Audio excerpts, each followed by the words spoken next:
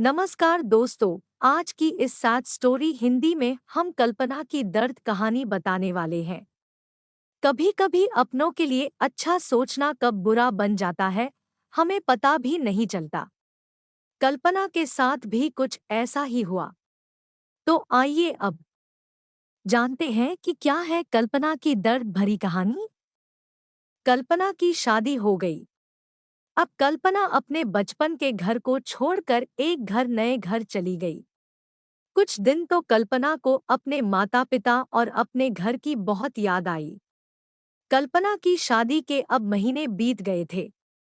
अब उसके पति राहुल पहले जैसा व्यवहार कल्पना के साथ करता था। कल्पना से वो चिड़ा सा रहता था। राहुल अब न पहले जैसा कल्पना को प्यार करता और न ही उसकी बातों को मानता। कल्पना को समझ नहीं आ रहा था कि वो क्या करे। वो बस रोकर अपने दर्द को कम करने की कोशिश करती।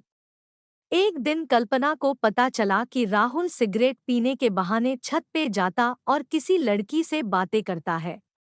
जब कल्पना ने राहुल से पूछा कि आप रोजाना छत पे जाकर किससे बात करते हैं, तो इस पे राहुल ने जवाब दिया कि वो मेरे ऑफिस का फ्रेंड है, बस उसी से बातें करता हूँ और तुम अपने काम से मतलब रखो, ज्यादा सीआईडी बनने की जरूरत नहीं है। पी के कल्पना की शादी हो गई। अब कल्पना अपने बचपन के घर को छोड़कर एक नए घर चली गई। कुछ दिन तो कल्पना को अपने माता पिता और अपने घर की बहुत याद आई। कल्पना की शादी के अब महीने बीत गए थे।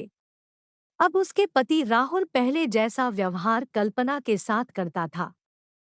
कल्पना से वो चिड़ा सा रहता था। राहुल अब न पहले जैसा कल्पना को प्यार करता और न ही उसकी बातों को मानता। कल्पना को समझ नहीं आ रहा था कि वो क्या करे। वो बस रोकर अपने दर्द को कम करने की कोशिश करती। एक दिन कल्पना को पता चला कि राहुल सिगरेट पीने के बहाने छत पे जाता और किसी लड़की से बातें करता है।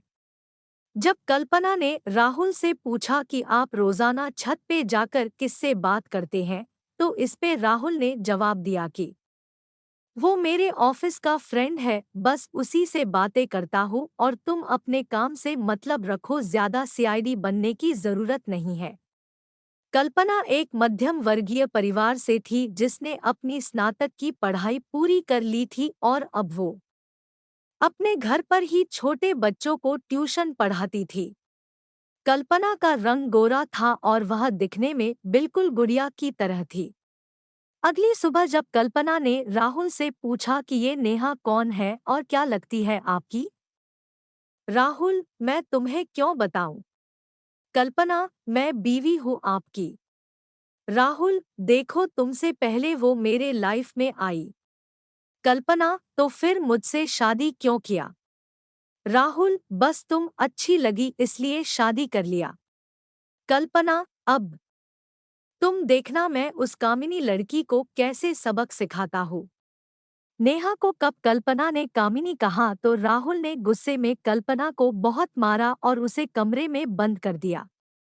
कल्पना के सास को सब पता था, फिर भी वह अपने बेटे के सामने एक शब्द भी नहीं बोलती थी। शाम को जब राहुल आया तब उसने रूम का दरवाजा खोला। उस दिन कल्पना की तबीयत खराब हो गई, फिर भी उसी हालत में उसने खाना बनाया। कल्पना ये सारी बातें अपनी माँ को बताना चाहती थी, लेकिन चाह कर भी वह नहीं बता पा रही थी क्योंकि वह जानती था कि अगर उसके माता पिता को ये सब पता चलेगा तो वह परेशान हो जाएंगे। राहुल अब कल्पना के साथ नौकरानी जैसा व्यवहार करने लगा। छोटी छोटी बातों पे उसे मारता। कल्पना अब धीरे धीरे डिप्रेशन का शिकार होने लगी। उसके दिमाग में गलत गलत ख्याल आने लगे। अब न वो समय पे खाना खाती और न ही किसी से बात करती। आखिरकार एक दिन कल्पना ने रूम में फांसी लगाकर आत्महत्या कर ली। कल्पना ने आत्महत्या का कारण किसी को नहीं बताया, लेकिन उसके सास को बता था कि कल्पना ने आत्महत्या क्यों किया। दूसरी तरह कल्पना के माता पिता का रो रो कर बुरा हाल हो गया। कल्पना की मां ने पुलिस को आत्महत्या कारण उसके ससुराल वालों को बताया। पुलिस राहुल और उसके माता पिता को ले गए, लेकिन पैसों के दम पर कुछ ही दिनों में राहुल और उसके माता पिता जेल से छूट गए। जीवन में अक्सर अच्छा दिखने वाला इंसान अच्छा नहीं होता। उसके अंदर कहीं न कहीं बुराई छुपी होती है, और वही बुराई किसी की जिंदगी को बर्बाद कर देती है। कुछ ऐसा ही कल्पना के साथ हुआ।